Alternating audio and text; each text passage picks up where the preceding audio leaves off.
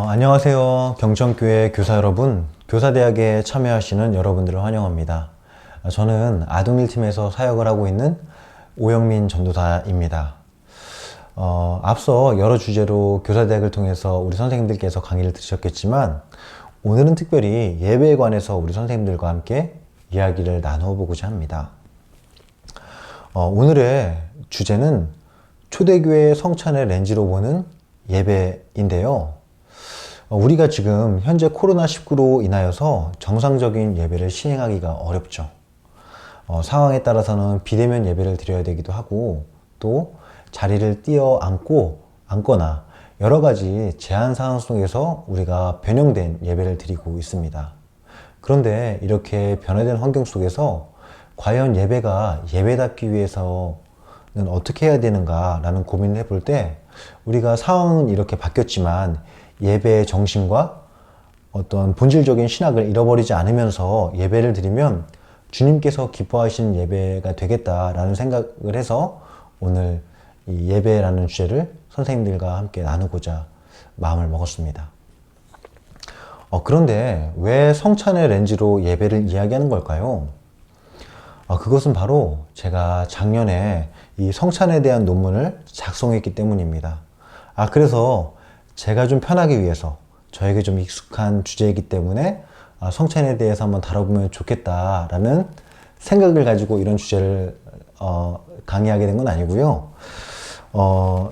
이제 몇 년 전부터 이 총회 규정이 바뀌게 되면서 우리 어린이들도 이제 성찬식에 참여할 수 있게 되었습니다. 그래서 우리 선생님들이 이 성찬에 대한 의미를 분명히 알고 우리 어린 아이들에게 알려주셨으면 좋겠다라는 마음으로 성찬이라는 주제를 한번 가져보면 좋겠다라는 생각을 해서 성찬에 대한 어떤 신학을 좀 준비를 했고요. 자, 그리고 두 번째 이유는 우리의 예배가 바로 이 성찬으로부터 발전이 되었기 때문에 이 초대교회의 성찬 신학을 분명하게 알면 바로 우리의 예배가 어떤 의미를 가지고 있고 어떤 신학적 의미를 가지고 있는지를 파악할 수 있기 때문입니다. 그래서 저는 오늘 성찬의 렌즈, 성찬의 관점을 통해서 예배를 좀 이야기해 보려고 합니다. 자, 오늘 강의는 먼저 간략하게 이 예배의 기원인 성찬의 역사에 대해서 살짝 간략하게 좀 알아보고요. 그 다음에는 이 성찬에 담겨 있는 신학적인 6가지의 어떤 신학적인 의미들을 우리 선생님들과 나눠보고자 합니다. 그 다음에는 이 성찬의 어떤 신학에 담긴 의미를 바탕을 두고 우리의 예배가 이렇게 좀 개선되었으면 좋겠다. 우리의 예배가 이렇게 좀 발전되었으면 좋겠다. 라는 것들을 몇 가지 나누면서 강의를 마쳐보도록 하겠습니다.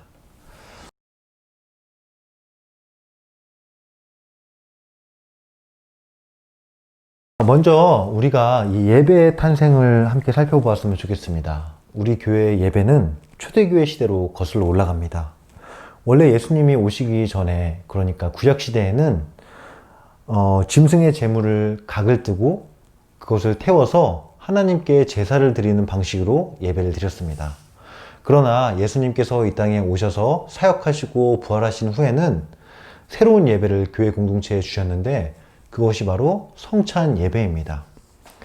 예수님께서 붙잡히시던 밤에 제자들과 떡과 포도주를 나누십니다. 그리고 말씀하십니다. 이것은 나의 몸이요 이것은 나의 피이니 너희가 받아 먹으라 라고 말씀하시면서 예수님께서 친히 우리 죄를 위해서 죽으신 화목제물이 되셨다는 것을 제자들에게 알려주셨습니다. 그리고 예수님께서 말씀하시기를 너희가 앞으로도 이렇게 떡과 잔을 나누면서 내가 너희에게 베푸는 구원과 내가 화목제물 되었다는 것과 내가 다시 올 것을 너희가 기념하라 라고 하시면서 성찬의 예배를 제자들에게 허락해 주셨습니다. 그리고 이 주님의 12 제자들과 성도들은 이 사도행전에서 보면 주님의 말씀을 듣고 주님께서 제정하신 떡과 잔을 나누며 구원에 대한 감사와 찬양을 나누는 형태로 예배를 드리게 되었습니다. 자, 그래서 이렇게 구원에 대한 감사와 기쁨이 넘치다 보니까 원래 초기 교회 예배는 기쁨과 환희가 넘쳐서 축제 분위기였다고 합니다. 그런데 이렇게 축제 분위기가 있다 보니까 주님의 떡과 잔을 가볍게 여기고 함부로 여기는 사람들이 생기게 되었습니다. 그래서 교회는 이런 현상들을 그냥 두고 볼 수가 없어서 다소 격식을 차리는 예배로 성찬을 드리게 되었습니다. 그리고 이 성찬의 예배가 여러 지역 교회에서 행해지다 보니까 다양한 성찬에 대한 이해와 신학들이 발생하게 되었는데요. 우리 이렇게 초대교회 예배의 어떤 성찬의 신학들을 살펴보면은 총 6가지 정도로 우리가 정리를 해볼 수 있을 것 같습니다. 지금부터 저와 함께 이 성찬에 담겨 있는 6가지 신학적 의미를 함께 살펴보겠습니다.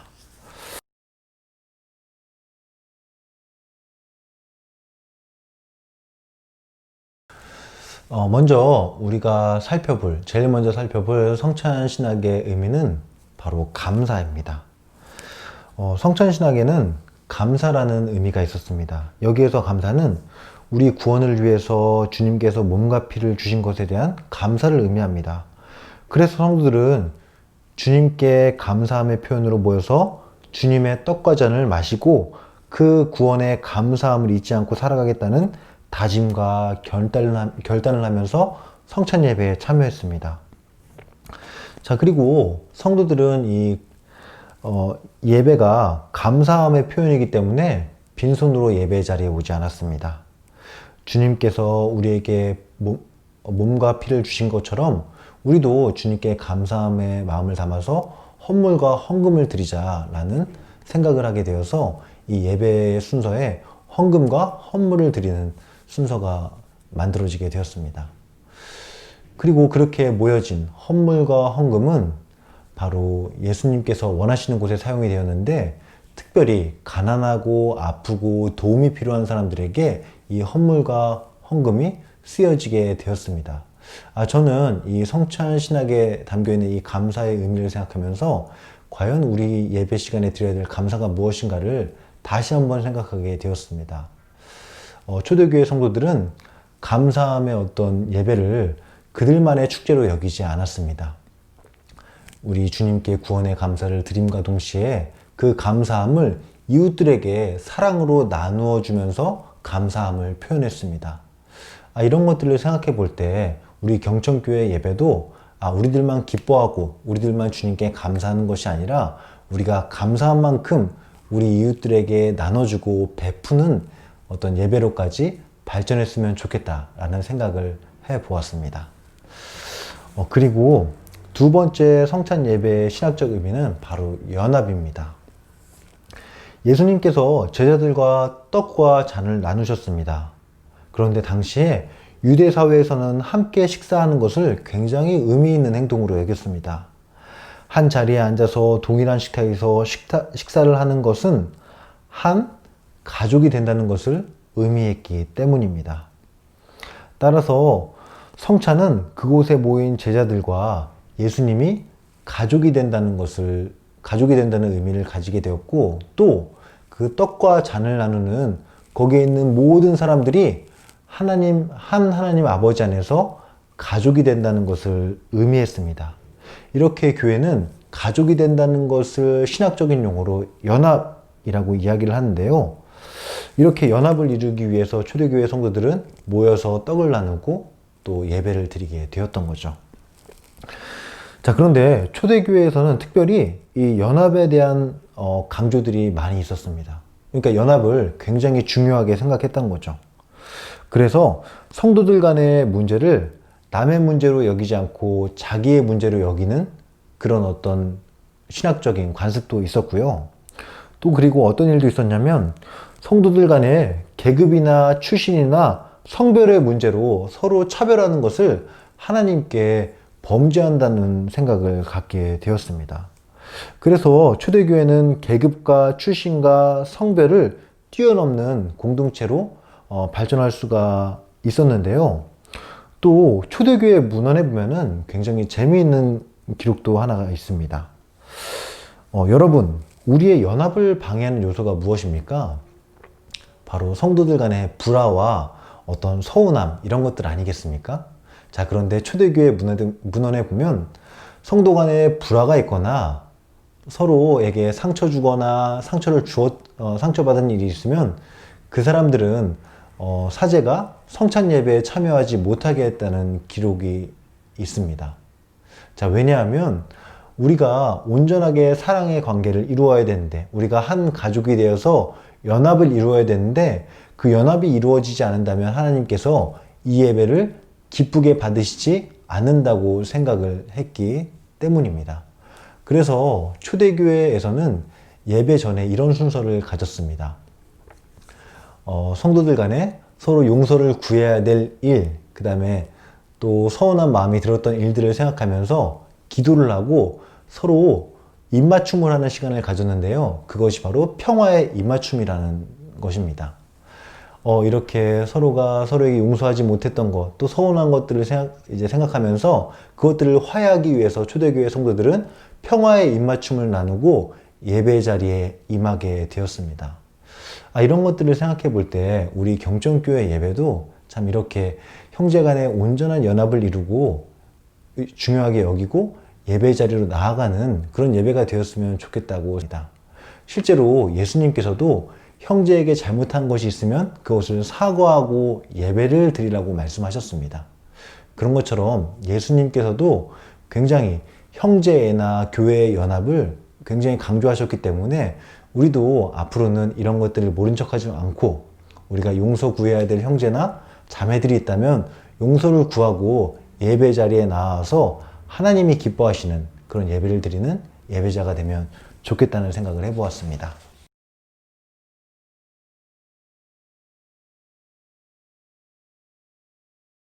우리가 세 번째로 나누게 될 성찬 신학은 바로 회상입니다. 우리가 흔히 지나간 일들을 역사라고 부릅니다. 그래서 제가 어제 커피를 마신 것도 역사고 화장실 간 것도 역사고 잠을 잔 것도 모두 역사입니다. 그런데 그렇게 지나간 과거의 역사 가운데서도 여전히 우리에게 중요한 영향을 끼치고 있는 역사들이 있지요. 예를 들면 한글이 만들어진 것, 그리고 우리나라가 해방된 것과 같은 역사들은 현재 우리 삶에도 중요한 영향을 끼치고 있습니다. 이런 것들을 우리는 사건으로서의 역사라고 이야기합니다. 초대교회 성도들도 과거에 예수님께서 우리를 위해 몸과 피를 내어주신 일을 사건으로서 기억하기를 원했습니다. 과거에 주님께서 몸과 피를 주셨지만 그 몸과 피를 흘리신 구원의 사건이 여전히 오늘 나에게도 임하고 있음을 기억하기 위해서 성찬 예배에 참석하게 되었습니다. 그런데 이것은 초대교회 성도들의 신앙의 정체성을 유지하는 데 있어서 중요한 역할을 하기도 했습니다. 초대교회 성도들은 박해를 받고 여전히 죄를 짓고 세속의 유혹으로부터 공격을 받을 때 내가 정말 하나님의 자녀인가? 이 그리스도인의 정체성이 흔들리지 않겠습니까? 그러나 이 성찬을 마시고 들 때마다 그 구원의 사건이 여전히 나에게 임하고 있구나. 내가 하나님의 자녀가 된 것이 여전히 나에게 유효하구나. 라는 어떤 구원의 사건들을 기억하면서 신앙의 정체성을 지켜나갔다고 합니다. 자, 그래서 이렇게 예수님의 희생을 기억하고 회상하는 예배적 의미는 그리스도인으로서 정체성을 지키며 살아가는 데에서 아주 필수적인 예배 신학적 요소라고 말씀드릴 수가 있습니다. 그리고 우리가 네 번째로 나누어야 될 성찬 신학의 신학적 의미는 바로 희생입니다. 이 희생은 예수님의 희생을 생각하면서 예수님께서 누구의 죄 때문에 희생하셨는지 그것을 기억하고 예수님께 용서를 구하며 잠시 슬픔에 잠기는 그런 성찬 예배입니다. 아까 말씀드렸던 감사 예배는 기쁨과 환희가 넘쳤지만 이 희생을 기념하는 성찬 예배에서는 슬픔이 가득했습니다. 슬픔에 차서 회개하고 그 다음에 나의 죄를 뉘우치고 그 다음에 죄를 짓지 않겠다는 결단을 하는 그런 예배가 바로 희생을 기념하는, 희생을 생각하는 성찬의 예배이죠. 자, 그런데 이 예배학자 브릴리우스라고 하는 사람이 있습니다. 이 브릴리우스는 이 희생을 기념한 예배에 빠져서는 안 되는 어떤 신학적 의미가 있다고 이야기합니다. 예수님의 희생을 기억하면서 회개하고 죄를 뉘우치는 또 희생적 의미를 기념하는 거지만, 그러나 그 예수님의 희생을 닮아가고자 하는 결단이 있어야 한다고 이야기를 하고 있습니다. 그러니까 브릴리우스는 이 성찬에 참여해서 우리가 죄를 뉘우치고 회개하는 것도 중요하지만, 우리가 일터에서, 가족관계에서, 일터에서 양보하며 희생하는 삶을 결단하면서, 그리고 그걸 실천하는 것까지가 바로 이 성찬의 희생적 예배를 잘 드러내는 것이라고 이야기를 하고 있습니다. 자, 우리도 사순절에 예수님의 희생을 생각하면서 슬픔에 잠기기도 합니다. 그러나 우리가 브릴리우스의 말을 생각해 볼 때 단순히 죄를 뉘우치고 슬픔에 잠기는 것에 머무르지 않고, 우리 사순절 예배에서는 앞으로는 예수님의 희생을 기억하고, 그리고 그 희생을 따라 살겠다는 결단하는 순서도 있었으면 좋겠다는 생각을 합니다. 그래서 우리 경천교회 예배가 로마서 12장 1절에서 2절 말씀에 등장하는 것처럼 우리를 거룩한 산제물로 희생을 통해 자신을 드리는 결단이 있는 예배로 발전해 나갔으면 좋겠다는 생각을 잠시 해보았습니다.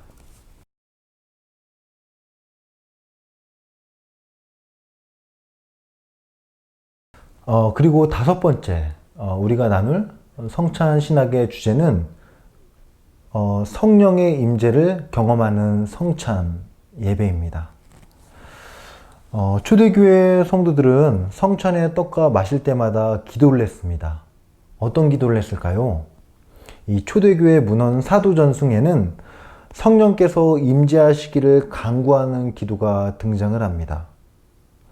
그리고 이 성령의 임재를 통해서 성찬에 참여하는 사람들이 성령에 충만하여지기를 기도하고, 성령을 통해서 교회가 하나됨을 경험하기를 간구하는 기도 내용이 등장을 합니다. 즉, 성령을 통해서 믿음이 성장하고 교회가 하나 되는 것을 요청하고 있는 것이죠.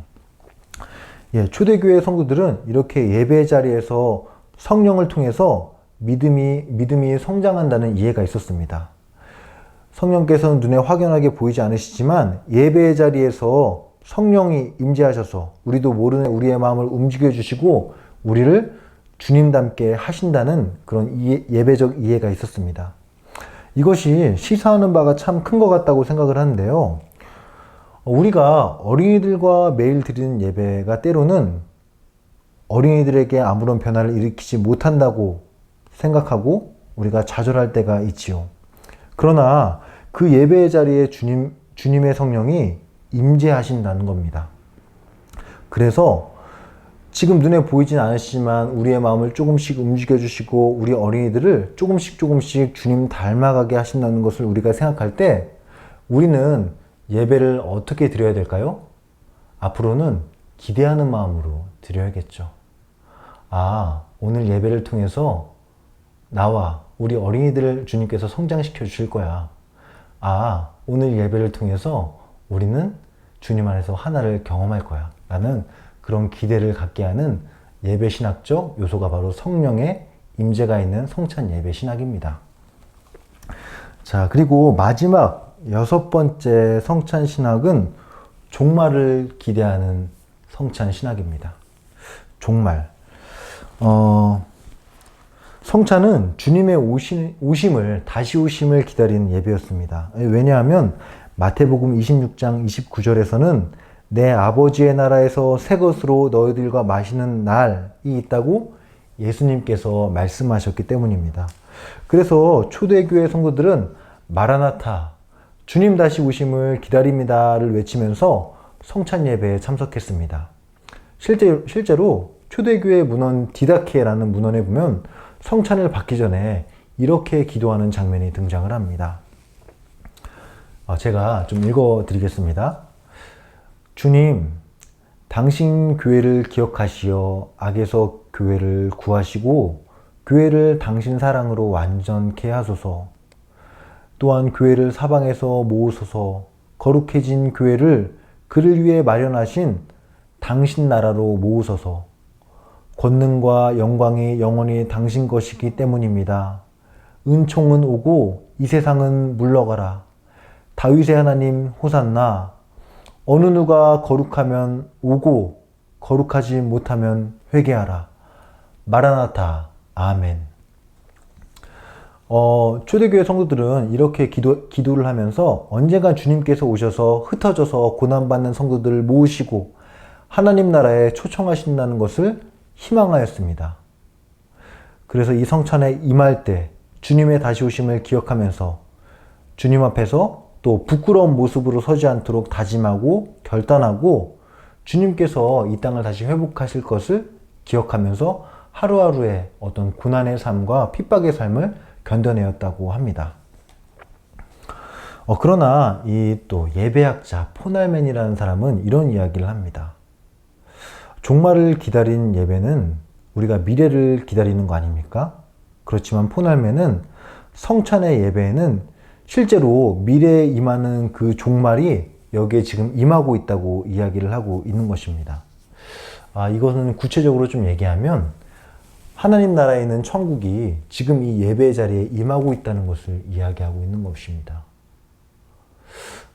참 이렇게까지는 저는 생각을 하지 않았는데 실제로 그 예배 자리에서 그래서 우리가 천국을 체험할 수 있다고도 이야기를 하고 있습니다. 더 붙여서 이야기하면 장신대에서 가르치는 김윤 교수도 예배를 이렇게 정의합니다. 어떻게 이야기를 하냐면 하늘과 땅이 이어지는 신비라고 말입니다. 그러니까 예배를 드릴 때마다 정말 천국에 있는 하나님 나라가 여기에 임하고 또 우리는 잠깐이라도 일상에서 벗어나 그 예배 자리에서 천국을 경험할 수 있다고 이야기를 하는 것입니다.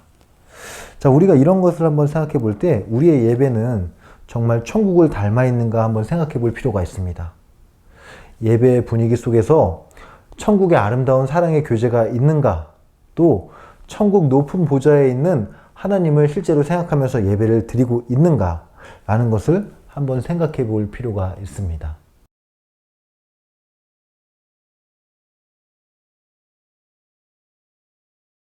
자, 이렇게 초대교회의 성찬, 예배 속에 담겨있는 신학적 의미 6가지들을 저와 함께 알아봤습니다.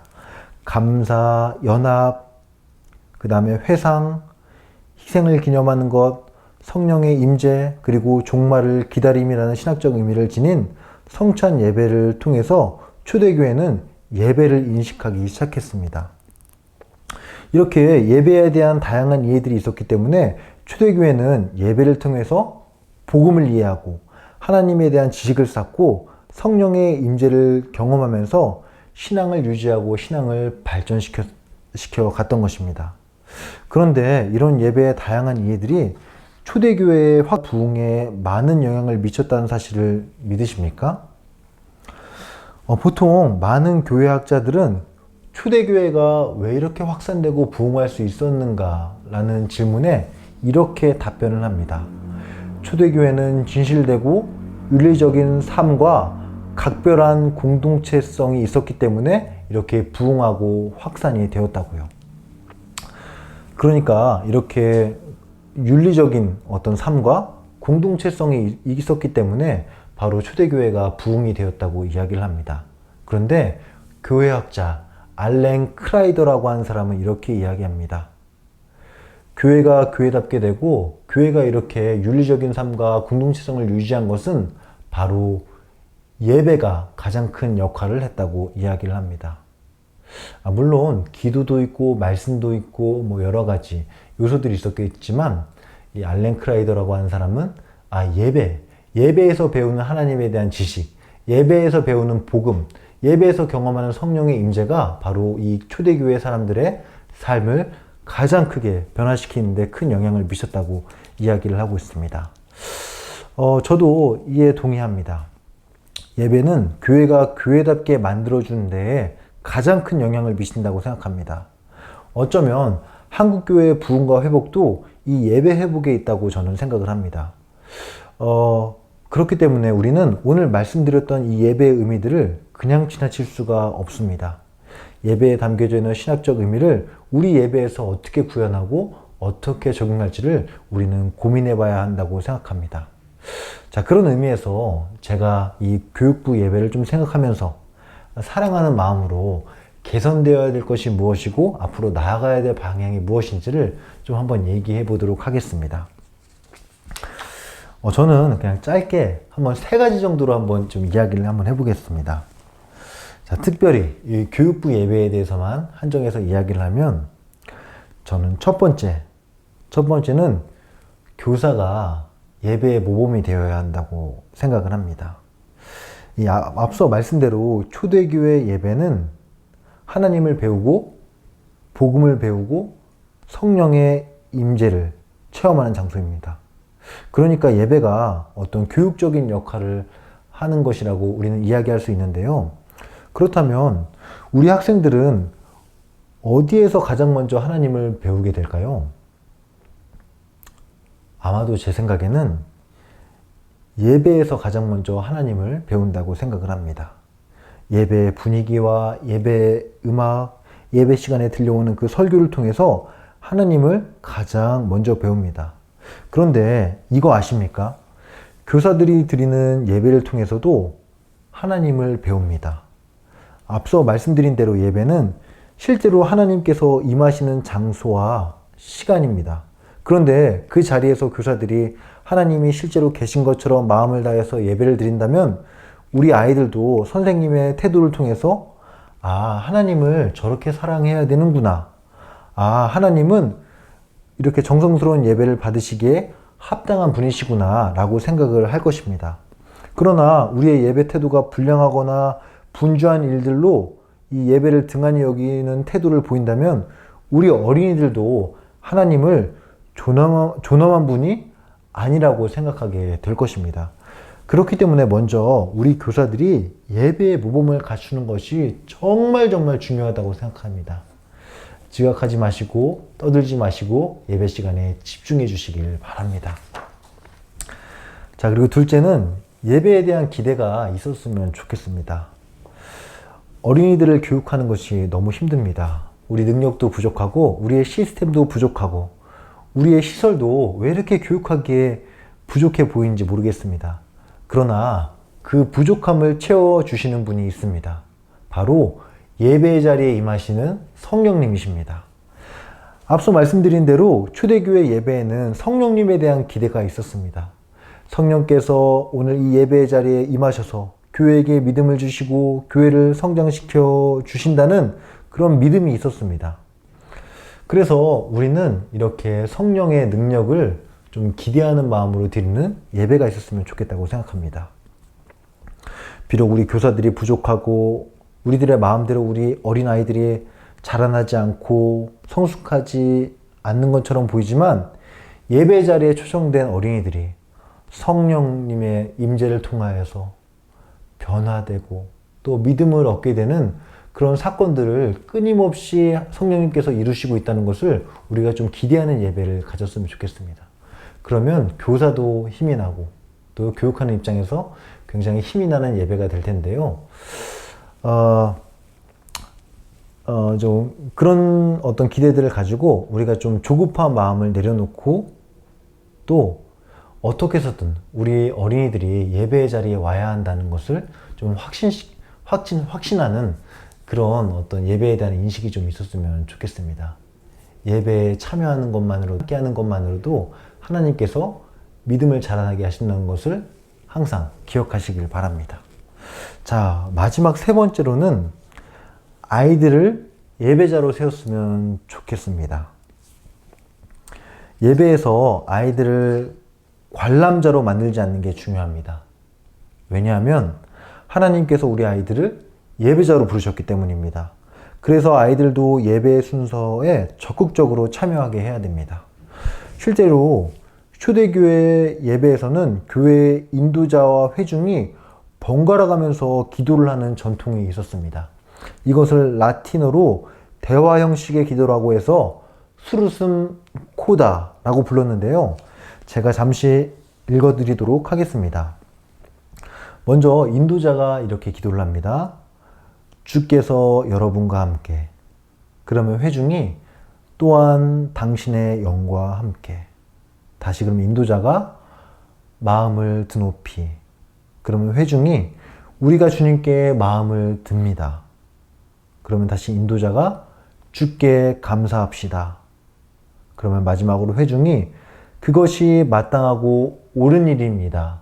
라고 대화 형식을 한 다음에 기도문을 인도자와 회중이 같이 읽어서 기도를 드리는 것으로 예배를 드렸습니다. 자, 그러니까 인도자 혼자만 이렇게 예배를 집례하는 것이 아니라 회중도 예배의 집례자가 되어서 참여했다는 것을 이야기하고 있는 것입니다. 이렇게 예배 안에서 어떤 인도자 한 사람이 아니라 예배에 참여하고 있는 모든 사람이 예배의 인도자라고 생각하면 어떤 일이 벌어질까요? 예배에 대한 책임의식이 생기게 됩니다. 그리고 모든 사람이 예배 집례자라는 의식을 갖고 모든 사람이 예배자라는 인식을 갖게 되는 거죠. 그래서 저희 부서에서도 몇 개월 전부터는 이렇게 대화 형식의 기도를 합니다. 저는 이것을 통해서 우리 어린이들이 기도를 좀 배웠으면 좋겠고, 또 우리 어린이들 나와 함께 기도할 인도자와 함께 기도할 어린이들이 없으면은 기도가 진행되지 않는다는 것을 좀 보여주고 싶어서 그래서 또 예배에 대한 어떤 책임 의식을 심어주고 싶어서 이렇게 대화 형식으로 기도를 하고 있습니다.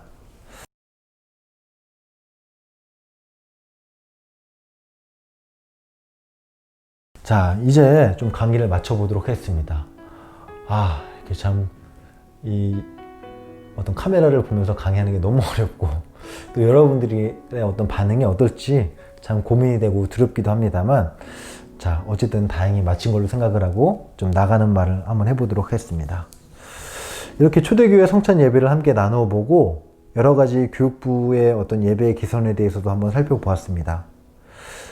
여러분들 부족하지만 교사대학을 끝까지 들어주셔서 감사합니다. 저는 예배가 매우 중요하다고 생각합니다. 코로나 바이러스로 인하여서 정상적인 예배가 운영되지 못한 것이 저에게 큰 아픔이고 또 큰 시련으로 다가오는 것 같습니다. 그러나 우리가 예배의 본질, 그러니까 추구해야 될 방향과 추구해야 될 신학이 올바르다면 형식은 어떤 모양이라도 상관없다고 생각을 합니다. 특별히 교사들이 예배에 대한 올바른 이해가 있다면, 올바른 신학이 있다면 얼마든지 우리 주님이 원하시는 예배를 시행할 수 있다고 생각을 합니다. 저는 그래서 예배의 신학을 알려드렸지만 이 신학적 의미를 토대로 여러분들이 예배를 어떻게 개선할 것인지는 좀 더 고민하고 생각해 보셔서 우리 경천교회 예배가 더욱더 발전되고 더욱더 주님 기뻐하시는 예배로 개선되었으면 좋겠다고 생각을 합니다. 자, 마지막으로 제가 기도하고 오늘 초대교회 성찬의 렌즈로 본 예배에 대한 강의를 마치도록 하겠습니다. 사랑과 은혜가 충만하신 하나님 아버지, 우리에게 예배를 허락해 주셔서 감사합니다. 하나님 아버지, 이 예배를 통해서 우리가 하나님을 배우게 하시고 복음을 배우게 하시고 성령의 임재를 경험하게 하셔서 우리 교육부의 모든 어린이들이 하나님의 사람으로 성장할 수 있도록 또 그리스도인으로 성장할 수 있도록 인도하여 주시옵소서. 그리하여서 경천교회 교육부가 더욱더 부흥하게 하시고 하나님이 기뻐하시는 그런 교육부서가 되어서 하나님께 영광을 돌릴 수 있도록 우리를 인도하여 주시옵소서. 감사드립니다. 모든 말씀 우리 주님 예수님의 이름으로 기도드립니다. 아멘.